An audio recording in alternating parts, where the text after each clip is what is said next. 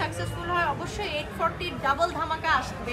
ওটা আমার মনে হয় আসলে চ্যালেঞ্জিং হয় না, ওটা আরো আরাম হয়, বুস্ট আপ হয়। ওটা আরো বুস্ট আপ। এটাকে কখনো চ্যালেঞ্জিং বলা চলে না। বিইং অ্যান অ্যাক্ট্রেস আমি এতটুকু বলবো, আমার কোয়ার্টিস্ট যখন ভালো করে তখন ওটা আমাকে বুস্ট আপ করে এবং কখনোই একটা মানুষ একা ভালো অ্যাক্টিং করতে পারে না। এটা একটা, আবারও বলি, এটা একটা টিম ওয়ার্ক। আমার কোয়ার্টিস্ট যত ভালো করবে আমি ততই ভালো করব। প্রমোশনের তো সামথিং লাইক অ্যান অটোবায়োগ্রাফির অনেক ধরনের প্রমোশন হয়েছে, আপনি কোনটা সরি কথা সরি, বলছেন? যেটা বিখ্যাত হয়েছিল আসলে আমি ক্যারেক্টারটা রিভিল করতে চাচ্ছি না। সামথিং লাইক অ্যান অটোগ্রাফি চলে আসলো তো এই জন্য আমি কনফিউজ। খুবই ভালো ছিল। আর ওই যে ডিরেক্টরের কথা যেটা বললাম, আসলে ডিরেক্টর একটা আর্টিস্ট যখন অনেক একটু ওভার অ্যাক্টিং করে তারটা কমিয়ে আনে, যে একটু কম অ্যাক্টিং করে তারটা বাড়িয়ে আনে, আমার ক্ষেত্রে হয়েছে। মানে আমরা যেভাবে করছিলাম উনি বের করে নিয়েছেন। সুতরাং নাসিরুদ্দিন খান, জাহেদ খান বা অন্যান্য, এটা কোনো বিষয় নয় আর কি, এটা ডিরেক্টরের উপরে ডিপেন্ড করে। এটা আপনারা হলে গেলে দেখতে পারবেন, দেখতে পাচ্ছে তো সবাই, মানে বুঝি নাই নতুন রূপে দেখতে পাবেন। হ্যাঁ, অবশ্যই রূপটা ভিন্ন না।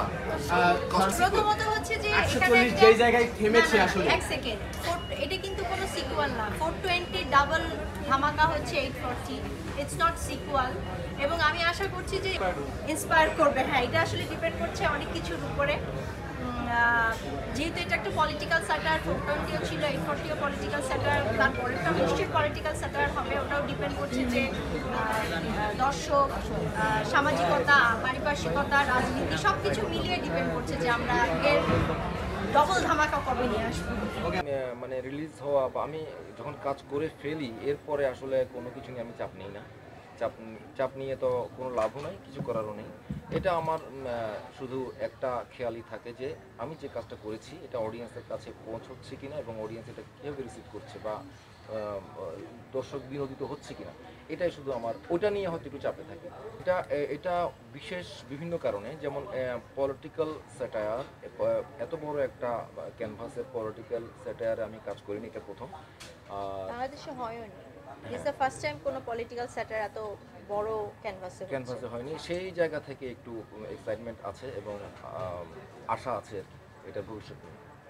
বাড়তি একটু চাপ ছিল, সেটা হচ্ছে ওনার সাথে পরিচয় হওয়ার আগে। পরিচয় মানে ওনার সাথে আমার আগে পরিচয় হয়েছিল, জাস্ট হাই হ্যালো হয়েছিল। কিন্তু এই কাজটা করতে গিয়ে, 840 করতে গিয়ে যখন থেকে তার সাথে আমার কথাবার্তা আলাপ আলোচনা শুরু হয়, তখন থেকে আমি আর কোনো চাপ অনুভব করিনি। অর্থাৎ উনি করতে দেননি। মানে ওনার সাথে কাজ করে যে কি আরাম, এটা সুজন, তৃষা এরাই ভালো বলতে পারবেন, কারণ ওনারা দীর্ঘদিন ধরে ওনার সাথে কাজ করছেন। তো আমি কোনো ধরনের চাপ পাইনি, চাপ অনুভব করিনি। আর কাজ করতে গিয়ে যা দেখেছি, ওনার সাথে শুধুমাত্র অভিনেতা কলা কৌশলীরা নয়, ওনার সাথে কেউই কোনো চাপ অনুভব করে না, এবং প্রোডাকশন বয় যারা আছে তারাও কোনো চাপ অনুভব করে না। উনি ওভাবেই সবাইকে একটু আপন করে নেন আর কি, একটু মৌজ মাস্তির মাধ্যমে কাজটা করেন। না, পরিবর্তন দেখা যায় না। আপনার মনে করেন আপনার বাবা কিছু একটা হয়ে গেল, তখন তার কাছে সে আপনার বাবাই থাকবে বা আপনি তার কন্যায় থাকবে, আপনি যেই হন না কেন ভবিষ্যতে। তো ওনাদের কাছে ওরকম কিছু না, আমার কাছেও কিছু না, উনি আমার ডিরেক্টর, ওই অতটুকুই শুধু।